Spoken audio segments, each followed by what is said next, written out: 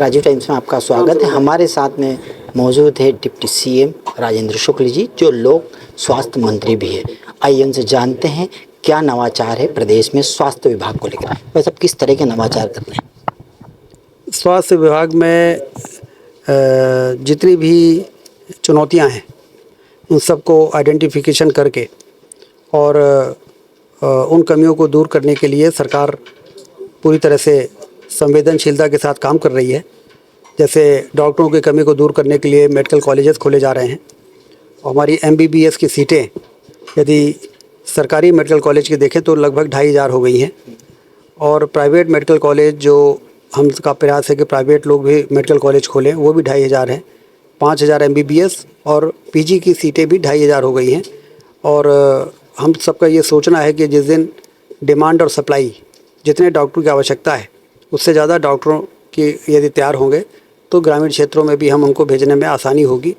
इसके अलावा TB मुक्त भारत अभियान चल रहा है, सिकल सेल एनीमिया उन्मूलन अभियान चल रहा है।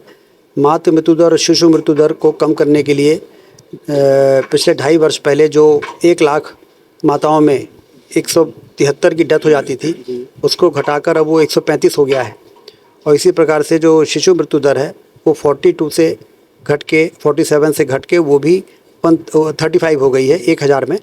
तो हम उस दिशा की ओर तेज़ी से आगे बढ़ रहे हैं, जब हम मातृ मृत्यु दर को 80 तक पहुंचा दें और शिशु मृत्यु दर को हम 10 तक ले आ दें। इसके लिए एनीमिया उन्मूलन अभियान, क्योंकि किशोरी बालिकाओं में जो खून की कमी है वो आमतौर पर देखने को मिलती है। उनको स्कूल में ही आयरन की गोलियां मिलनी चाहिए। फिर जब उनकी शादी होती है तो उनका गर्भवती होते ही उनका पंजीयन हो जाए। फिर उनका जो 4 प्रकार के एंटीनेटल चेकअप होते हैं, प्रसव पूर्व जाँच, उसमें कोई मिस ना होने पाए। और जब इस प्रकार की व्यवस्थाएं होती हैं तो फिर जो अति जोखिम वाली गर्भवती माताएं हैं वो चिन्हित हो जाती हैं।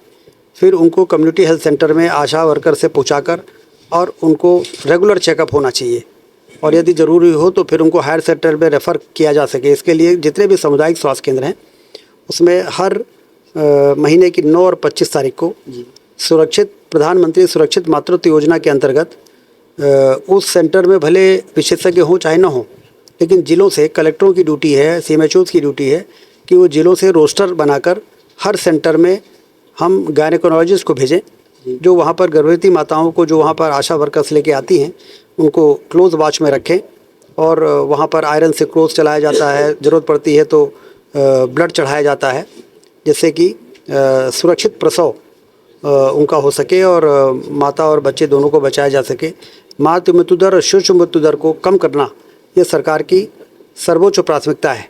इसके लिए किशोरी बालिकाओं और महिलाओं में एनीमिक न हो रहे, उनका हीमोग्लोबिन किसी भी तरीके से कम ना हो, इसके लिए जो आवश्यक दिशा निर्देश, दवाइयाँ, जांच, उपचार, उसकी ठोस व्यवस्था हमारी सरकार कर रही है। और हमारी ये कोशिश है कि 2030 में यदि प्रधानमंत्री जी ने संकल्प लिया है कि TB मुक्त भारत बना देंगे तो उसमें मध्य प्रदेश सबसे आगे रहे। सर्वाइकल कैंसर जो महिलाओं में बड़ी संख्या में देखा जाता है, उसके लिए वैक्सीनेशन चल रहा है, जिसको HPV वैक्सीनेशन कहते हैं। उसमें मध्य प्रदेश ने हिंदुस्तान में सबसे ज़्यादा वैक्सीनेशन करने का रिकॉर्ड बनाया है।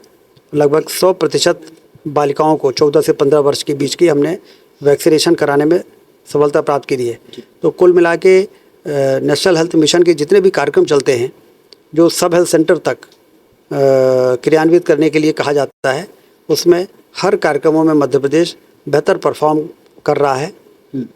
ये मुझे आपको बताते हुए संतोष है। बहुत ही अच्छी बात है। प्रदेश में MBBS के कॉलेज की संख्या भी बढ़ती जा रही है और लोगों का रुझान भी बढ़ रहा है। NRI स्टूडेंट्स का भी एक अपना रुझान बढ़ रहा है। क्या उनको रोकने के लिए कोई नया नवाचार हो रहा है, या किस प्रकार से अभी जो NRI को लेकर के जो नई पॉलिसीज आ रही है वो किस प्रकार है? नेशनल जो NMC होता है, मेडिकल कमीशन, उसके दिशा निर्देशों के आधार पर ही राज्य सरकारें MBBS में जो एडमिशन होते हैं उस पर काम करती है। तो NMC के गाइडलाइंस के हिसाब से काम हो रहा है, और यदि कुछ नया निर्देश आता है तो उसका पालन होगा। एक सवाल इंदौर से है, क्योंकि इंदौर से जुड़ा हुआ है सवाल। इंदौर के खजराना हॉस्पिटल बहुत चर्चाओं में है, आरोप प्रत्यारोप का दौर चल रहा है, कांग्रेस सीधे तौर पे आरोप लगा रही है, उस पर क्या कहना है? देखिए, कांग्रेस तो आरोप लगाने के लिए आरोप लगाती है, क्योंकि अब उनके पास कुछ काम तो इस प्रकार का है नहीं रचनात्मक कि वो जनता के बीच में जाके और कोई ऐसी बता सके कि उन्होंने विपक्ष की भूमिका भी ठीक से निभाई है। जहाँ तक खजराना अस्पताल का सवाल है, तो ये हमारी ही सरकार है जिसने खजराना को के पीएचसी को उन्नयन करके 100 बेड का बनाया। और जब किसी भी सेंटर का उन्नयन होता है तो उसमें भवन के निर्माण के लिए ज़मीन की आवश्यकता पड़ती है।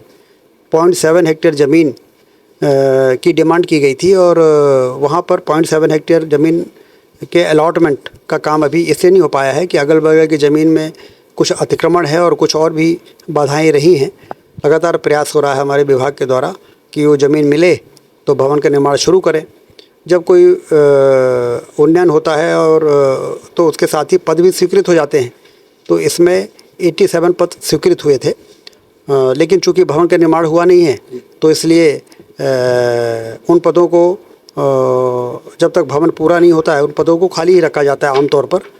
लेकिन कोविड के बाद इंदौर चूँकि एक ऐसा सेंटर है कि वहाँ पर अगल बगल से बड़ी संख्या में लोग आते हैं, और मरीजों की संख्या जब बहुत तेज़ी से बढ़ती है तो वहाँ पर जो अस्पताल हमारे चल रहे हैं, चाहे वो मुख्यमंत्री संजीवनी क्लिनिक हो, चाहे वो अन्य अगल बगल के 50 बेड या 30 बेड के अस्पताल हो, तो वहाँ पर प्रेशर आता है, ज़्यादा आदमियों की ज़रूरत पड़ती है। तो इसलिए मरीजों के हितों को ध्यान में रखते हुए पैरा मेडिकल जो 35 पद के वहाँ पर स्वीकृत पद के अगेंस्ट में लोगों को लेके डेपुटेशन पर अगल बगल के अस्पतालों में लोकल स्तर पर CMHO ने, कलेक्टर ने आपस में बातचीत करके उनको पदस्थ किया है, तो वो वहाँ पे काम कर रहे हैं। और काम कर रहे हैं तो जो नियम है उसके अंतर्गत उनका भुगतान हो रहा है। बाकी यदि आप देखें तो ना फर्नीचर खरीदी में कोई भुगतान हुआ है, ना उपकरण खरीदी में भुगतान हुआ है, क्योंकि अभी भवन ही नहीं बना है। भवन बनेगा तो 100 बेड का ये जो खजराना का अस्पताल जब शुरू हो जाएगा तो उस क्षेत्र के लिए एक बहुत बड़ी सौगात होगी। खजराना मामले को लेकर के खजराना के लोगों के लिए बहुत बड़ी सौगात होगी। साथ ही वहाँ पर ना तो बेड खरीदे गए हैं, ना किसी प्रकार के दरवाजे खिड़की खरीदे गए। ये कहना है स्वास्थ्य मंत्री श्री राजेंद्र शुक्ल जी का। मेरे कैमरा पर्सन धीरज पगारे के साथ राकेश राठौर, राजीव टाइम्स, भोपाल। जब मुद्दे बढ़ते हैं और सुनवाई कम हो जाती है, जरूरत होती है एक ऐसी आवाज की जो सीधे जनता से जुड़े। अब हर गली हर मोहल्ला बनेगा खबर का हिस्सा, जहां उठेगा हर सवाल जनहित के मुद्दों, बेबाक अंदाज बिना किसी दबाव के, सिर्फ सच और जनता की आवाज। राजीव टाइम्स लेकर आ रहा है एक खास कार्यक्रम, जनता के बीच जनता की बात। हम आ रहे हैं आपके बीच आपकी आवाज को बुलंद करने। देखना ना भूलें राजीव टाइम्स पर, क्योंकि अब बात होगी